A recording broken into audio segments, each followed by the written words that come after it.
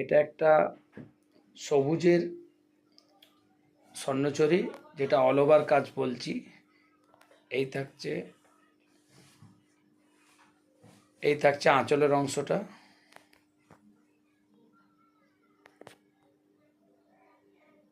আঁচলটা থাকছে গোল্ডেন জরির উপর।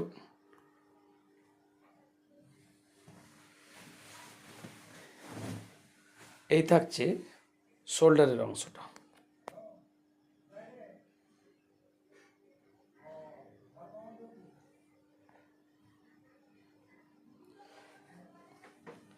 ভেতরে থাকছে কুচির অংশটা এরকম টেম্পেল কাজের। পুরো টানাটা শাড়ির শুরুর থেকে সামান্য